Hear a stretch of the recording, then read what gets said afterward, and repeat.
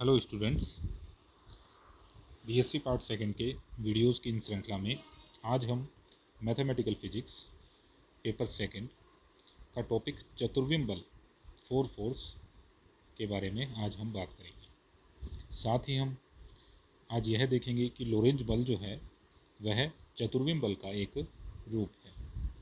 तो सबसे पहले हम बात करते हैं चतुर्विम बल की। तो पिछली क्लास में हमने चतुर्विम बल की हमने डेफिनेशन पढ़ ली थी। तो चतुर्विम बल की डेफिनेशन हमने दी थी कि चतुर्विम संवेग का उचित समयांतराल के सापेक्ष परिवर्तन की दर जो है वह चतुर्विम बल कहलाती है। तो वहाँ हमने चतुर्विम बल के जो घटक थे F1, F2, F3 वो हमने कैलकुलेट किए थे। साथ ही हमने यह प्रूव किया था कि चतुर्विम संवेग तथा चतुर्विम बल जो है इनका अदिश गुणनफल का मान शून्य प्राप्त होता है, अर्थात चतुर्विम बल तथा चतुर्विम संवेग के घटक परस्पर लंबवत होते हैं, के संगत घटक परस्पर लंबवत होते हैं। तो अब हम बात करते हैं चतुर्विम बल का चतुर्थ घटक, जो फोर्थ कंपोनेंट है फोर फोर्स का, वो हम कैलकुलेट करें। तो हमने कहा, चूँकि हम जानते हैं, हमने प्रूव किया था पीछे कि चतुर्विम वेग तथा चतुर्विम बल इनका अदिश गुणनफल शून्य के बराबर होता है। तो हमने कहा summation of you mu dot F mu, F जो है यह है चतुर्विम बल है और यू म्यू जो है ये हमारा चतुर्विम संवेग है, equals to u1 f1 plus u2 f2 u3 f3 u4 f4। तो u1 जो है ये चतुर्विम वेग का प्रथम घटक, ये द्वितीय घटक, ये तृतीय घटक और ये चतुर्थ घटक। तो चतुर्थ घटक जो होता है वह समय घटक होता है। तो इसी प्रकार F1, F2, F3 और हम यहाँ कैलकुलेट करेंगे F4 की वैल्यू। तो हमने कहा u mu F mu equals to minus u1 f1 minus u2 f2 minus u3 f3। तो ये जो टर्म थी इन तीनों का हम पक्षांतरण करके इस तरफ ले गए, इस तरफ ले गए तो ये तीनों टर्म जो होंगी ये नेगेटिव हो जाएंगी। तो u4 f4 equals to minus u1 f1 minus u2 f2 minus u3 f3। ये हो गई समीकरण नंबर हमारी 5। बल तथा वेग के घटकों को मूल संकेतों के रूप में लिखने पर, तो हमने कहा u1 equals to gamma U U X, u2 equals to gamma U U Y, u3 equals to gamma U U Z. तो ये जो है ये चतुर्विम वेग के घटक हैं और ये हमारे निर्देश तंत्र S में जो कण जिस वेग से गति कर रहा है उसका x कंपोनेंट, ये y कंपोनेंट और ये z कंपोनेंट। साथ ही गामा यू क्या है, यदि गामा यू की बात करें तो गामा यू इक्वल्स टू है 1 upon root of 1 minus U square upon C square. ये जो है ये गामा यू है। और चतुर्विम वेग का चतुर्थ घटक होता है आई सी गामा यू, ये इसका क्या है चतुर्विम घटक है।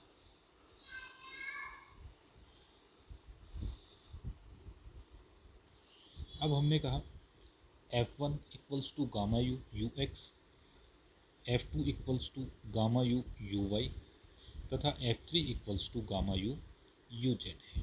F3 equals to gamma U F Z, ये एफ जेड होगा। तो F1 equals to gamma U F X, F2 equals to gamma U F Y और F3 equals to gamma U F Z. ये जो वैल्यूज़ थी ये हमने u1, u2, u3, u4 और f1, f2, f3 और f4 की वैल्यूज़ समीकरण 5 में रख दी। समीकरण 5 में रखी तो iota C gamma U f4 equals to minus gamma U square U X F X plus you Y F Y plus U Z F Z equals to minus gamma U square U dot F. तो इस equation के अंदर ये जो term थी इसका हम पक्षांतरण कर लें, पक्षांतरण करके और इसको सोल्व करें तो चतुर्विम बल का चतुर्थ घटक F4 equals to iota gamma U C U dot F के बराबर प्राप्त होता है। अब हम बात करें आपेक्षिकीय गति का समीकरण, रिलेटिविस्टिक इक्वेशन ऑफ मोशन। तो हमने कहा चतुर्विम बल की परिभाषा से F mu equals to D P mu upon D tau. तो ये पी म्यू जो है ये हमारा चतुर्विम संवेग है। तो चतुर्विम संवेग की डेफिनेशन से, परिभाषा से क्या होता है, P mu equals to M zero U mu, ये चतुर्विम वेग हो गया और ये हमारा क्या हो गया, उचित समयांतराल। ठीक है, इसको हमने हल किया। इसको जब हम हल करने जाएं तो हमने कहा यू म्यू की डेफिनेशन से D X mu dot D tau, ये वैल्यू हमने यहाँ रख ली। ये हो गई हमारी समीकरण 7। तो यह समीकरण जो है ये आपेक्षिकीय गति का समीकरण कहलाता है। तो अब हमने कहा समीकरण 7 जो है का उपयोग करने पर, समीकरण 7 का उपयोग करने पर तथा D tau equals to D T upon gamma U रखने पर गति के समीकरण का आकाशीय घटक, तो आकाशीय घटक हमने लिया F1 D dot D tau M zero X D X one upon D tau. तो F1 की वैल्यू रख ली हमने गामा यू एफ एक्स, ये हो गया gamma U D upon D T M zero D X upon D T. तो यहाँ जो डी टो था इसकी वैल्यू हमने रख ली D T upon gamma U और इसे हल किया। तो F X equals to M zero D upon D T gamma U D X upon D T. इसी प्रकार हमने एफ वाई के लिए लिख लिया और इसी प्रकार एफ जेड के लिए लिख लिया। अब हम बात करें लोरेंज बल का चतुर्विम बल रूप। लोरेंज बल का चतुर्विम बल रूप, four force form of Lorentz force. तो सबसे पहले हम बात करते हैं लोरेंज फोर्स है क्या। हमने कहा यदि कोई आवेश विद्युत क्षेत्र तथा चुंबकीय क्षेत्र में गति कर रहा है, गतिशील है, तो उस आवेश पर लगने वाला बल जो है वह लोरेंज बल कहलाता है। तो लोरेंज बल क्या है? लोरेंज बल यदि कोई गतिशील आवेश विद्युत क्षेत्र तथा चुंबकीय क्षेत्र में गतिशील है तो उस आवेश पर लगने वाला बल लोरेंज बल कहलाता है। तो देखो हमने यहाँ पर लिखा है विद्युत क्षेत्र एप्साइलन, चुंबकीय क्षेत्र बी।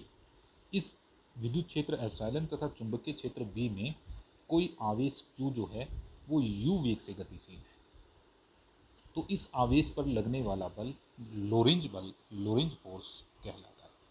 ठीक है, यहाँ ध्यान देने वाली बात यह है विद्युत क्षेत्र को हम एप्साइलन से डिनोट कर रहे हैं। एप्साइलन से क्यों डिनोट कर रहे हैं? क्योंकि यहाँ पर यदि हम इसे E से डिनोट करते हैं तो यहाँ हम ऊर्जा जो है, एनर्जी जो है, उसको E से डिनोट करेंगे। यदि चुंबकीय क्षेत्र को हम E से डिनोट करें तो क्या हो सकता है, हम कंफ्यूज हो सकते हैं। तो इसलिए हमने इसके लिए एक नया नोटेशन काम में लिया है जिसको हम क्या कह रहे हैं, एप्साइलन कह रहे हैं। ठीक है, तो विद्युत क्षेत्र को हम एप्साइलन से डिनोट करेंगे और ऊर्जा को हम, एनर्जी को हम कैपिटल E से डिनोट करेंगे। तो हमने कहा जो लोरेंज बल है F equals to Q E plus U cross B के बराबर होता है।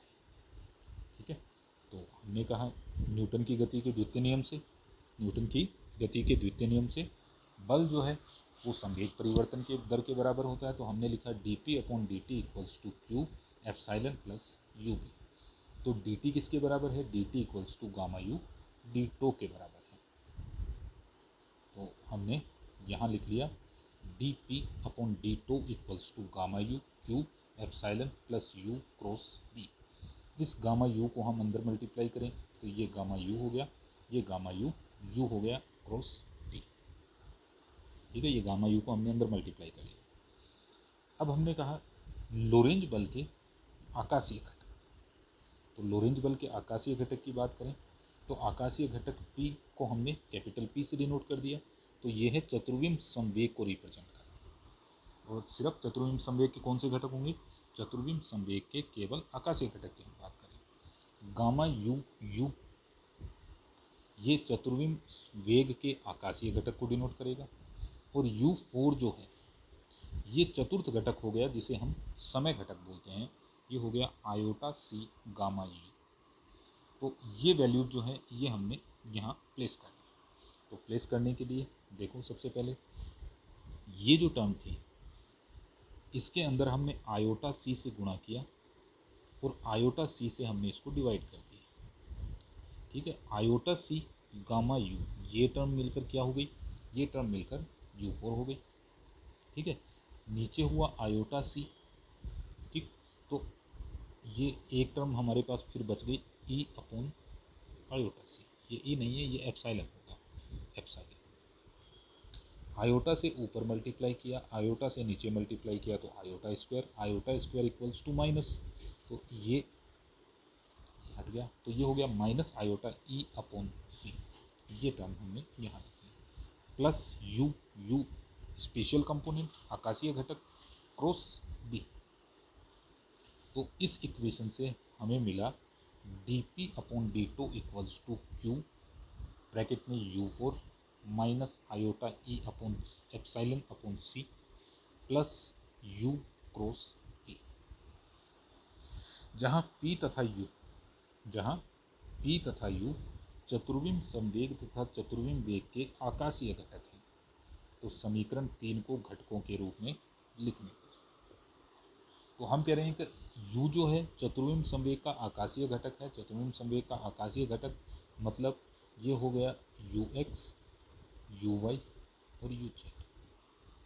ठीक है, तो यहाँ हमने वैल्यू रखी U के लिए UX, UY, UZ।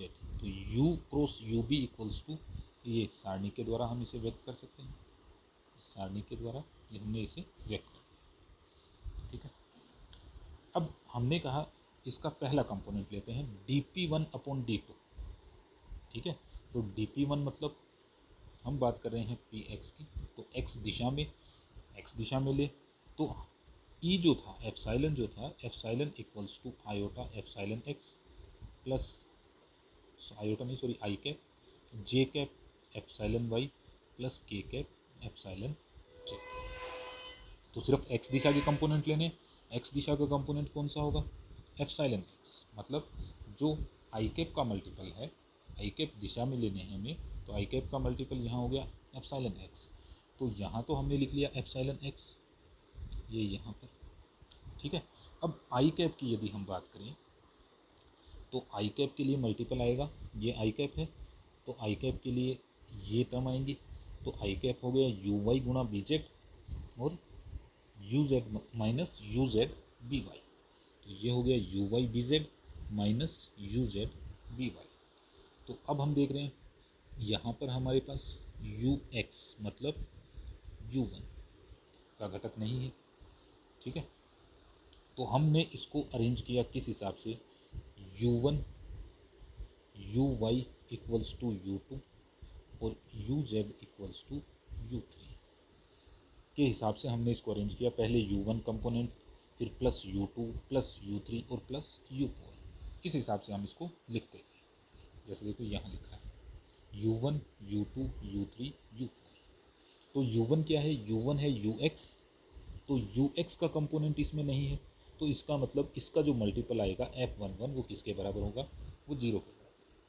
अब हमारी u2 मतलब uy का जो मल्टीपल है यहाँ bz है, तो f12 जो आ गया वो bz के बराबर आ गया। इसी प्रकार हम बात करें u3 मतलब uz का कंपोनेंट यहाँ क्या है, मल्टीपल जो है वो f13 है, यहाँ हमारे पास माइनस by है, तो f13 हो गया माइनस by तथा f14 क्या हुआ, u4 का मल्टीपल यहाँ f14 है, f14 किसके बराबर आ गया, ये इस टर्म के बराबर। ठीक है, तो इस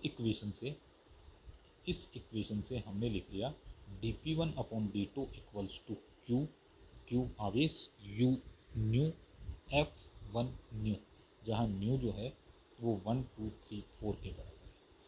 अब इसी प्रकार हम दूसरा कंपोनेंट लिखने गए, तो दूसरा कंपोनेंट है dp2 upon d2 q u4 minus iota epsilon y upon c. तो p2 का मतलब हम बात कर रहे हैं py की, तो y दिशा में कंपोनेंट लेना है, y दिशा में एप्साइलन का कंपोनेंट आएगा py। ठीक है, तो यहाँ से हम लें जे कैप का मल्टीपल आएगा bx गुना uz माइनस ux गुना bz, ये हमने यहाँ लिख दिया। ठीक है, अब उसी प्रकार सॉल्व किया हमने। सबसे पहले u1 f12, u1 का मल्टीपल यहाँ f21 है और यहाँ माइनस bz है, तो f21 किसके बराबर हो गया, माइनस bz के बराबर। अब हम बात करें u2 मतलब uy का कंपोनेंट, और सॉरी मल्टीपल, uy का मल्टीपल यहाँ पर हमारे पास है नहीं, यहाँ u4 है, uz है, ux है, uy नहीं है, तो f22 कितना हो गया, 0। फिर हम बात करें u3 का मल्टीपल यहाँ हमारे पास प्लस bx है, यहाँ हो गया f23, तो f23 बराबर हो गया bx, तथा f24 हो गया minus iota epsilon y upon c। इसको भी हमने उसी प्रकार लिख लिया, तो dp2 upon d2 equals to q u nu f2 nu, जहाँ न्यू क्या है 1 2 3 4। इसी प्रकार हम dp3 upon d2 equals to q u nu f3 nu, जहाँ न्यू क्या है 1 2 3, जैसे ऊपर लिखा था उसी हिसाब से इसको भी लिख लिया। अब f31 है by, f32 है b माइनस bx, f33 है 0 और f34 है minus iota epsilon z upon c। अब हम बात करते हैं लोरेंज बल का समय घटक मतलब अब हमें चतुर्थ घटक निकालना, चौथा कंपोनेंट। तो लोरेंज बल का चतुर्थ घटक ज्ञात करने के लिए P4 equals to iota E upon C का समय t के सापेक्ष अवकलन करने पर अवकलन समीकरण लिखने की आवश्यकता होगी। इस हेतु ऊर्जा परिवर्तन की दर dE upon dt equals to Q U dot E हमें प्राप्त होती है, ठीक है। तो अब हमने कहा ये कैसे आई, तो चूंकि हम जानते हैं कि ऊर्जा जो है उसका इकाई जो है वो जूल होती है और कार्य की इकाई भी क्या होती है, जूल होती है। तो हमने कहा कार्य जो होता है W equals to F dot D X होता है एफ डॉट डी एक्स। हमने यहाँ पर W की जगह क्या टर्म ले ली, E एनर्जी। इसका समय t के सापेक्ष अवकलन किया तो ये हो गया dE अपॉन dt बराबर f dot dx upon dt, ठीक है। अब ये हो गया f को लिख लिया हमने q एप्सिलॉन, dx हो गया हमारा डॉट u, तो इसको हम लिख सकते हैं q u डॉट एप्सिलॉन के, तो यही हमने यहाँ लिखा है। देखो dE upon dt equals to Q U dot epsilon. यह समीकरण विद्युत क्षेत्र एप्सिलॉन में आवेश q वाले कण द्वारा किए गए कार्य की दर को व्यक्त करता है। तो वही बात आ गई, तो W से हमने शुरू किया था, तो किए गए कार्य की दर को व्यक्त करता है। इसमें P4 equals to iota E upon C, E यहाँ एनर्जी है, dt equals to gamma U D tau तथा u equals to gamma U रखने पर। तो हमने क्या किया, इस इक्वेशन में dt के स्थान पर रख लिया गामा यू डीटो, ठीक है।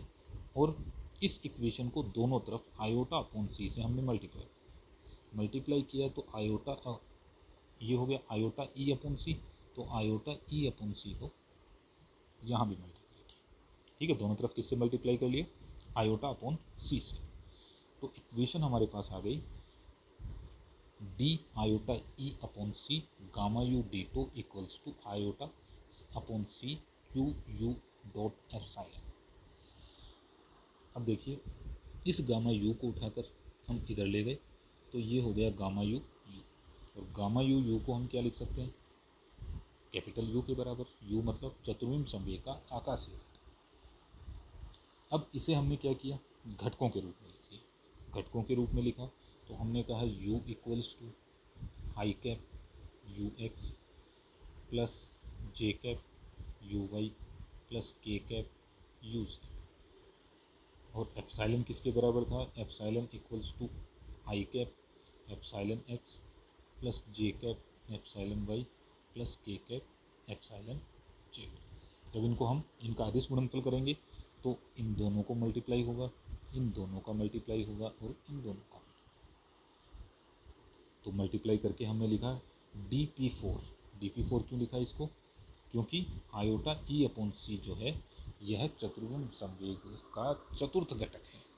तो dp4 upon d2 equals to q u x iota epsilon x upon C plus you y iota epsilon y upon c u z iota epsilon z upon c और u4 equals to 0।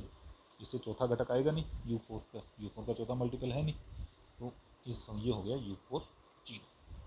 तो इसको हमने किस form में लिखा, इसको हमने लिख लिया इस फॉर्म में लिखा। तो f41 आयोटा एप्साइलन x के बराबर हो गया, f42 iota epsilon y upon c के बराबर हो गया, f43 iota epsilon z upon c के बराबर हो गया और f44 0 के बराबर हो गया। तो इससे हमने लिख लिया dp4 upon d2 equals to q U nu f4 nu, जहाँ न्यू क्या है 1 2 3 4। तो अब समीकरण 4 प्राप्त होगी। 4a 4b 4c और 4d को प्रदिश संकेतों के रूप में लिखने पर, तो प्रदिश संकेतों के रूप में लिखा तो f mu equals to dp mu upon d2 equals to q u mu f mu mu, जहाँ म्यू और म्यू 1 2 3 4 है। तो हमने कहा f म्यू म्यू प्रदिश के 16 घटक होते हैं, इसलिए इसे विद्युत चुंबकीय प्रदिश कहते हैं। इस प्रदिश को सारणिक रूप में लिखा जा सकता है। तो इस प्रदिश को हमने यहाँ सारणिक रूप में लिखा। तो f mu mu equals to f11 f12 f13 f14 f22 f22 f21 f22 f23 f24 f31 f32 f33 f34 f41 f42 f43 f44। इन सभी के मान जो हमने ऊपर इक्वेशंस लिखी हैं, इक्वेशंस कौन कौन सी 4a 4b 4c और 4d, इनके साथ में हमने इनकी वैल्यूज़ भी लिखी हुई है। वहाँ से हम सारी वैल्यू लिख लाते हैं, सारी वैल्यू लिख के लाते हैं। तो f11 जो है ये 0 के बराबर, f12 bz के बराबर, f13 माइनस by के बराबर और f14 जो है वो माइनस एप्साइलन x c के बराबर, f22 माइनस bz के बराबर, f21 माइनस bz के बराबर, f22 0 के बराबर, f23 px के बराबर और f24 minus iota epsilon y upon c के बराबर। इसी प्रकार देखिए f33 by के बराबर, f32 माइनस bx, f33 0 के बराबर और f34 minus epsilon iota epsilon x upon c के बराबर है। f41 इसके बराबर आ गया, f42 ये हो लिख दिया, f43 ये लिख दिया और f44 कितना है ये 0। ठीक है, तो इस हिसाब से हम इसे लिख सकते हैं। तो हमने कहा समीकरण 5 लोरेंज बल का चतुर्विम बल रूप कहलाता है। इसे लोरेंज बल का सहचर रूप भी कोवेरिएंट फॉर्म भी कहते हैं। तो समीकरण 5 कौन सी थी ये, तो ये जो समीकरण 5 है ये लोरेंज बल का चतुर्विम रूप कहलाता है।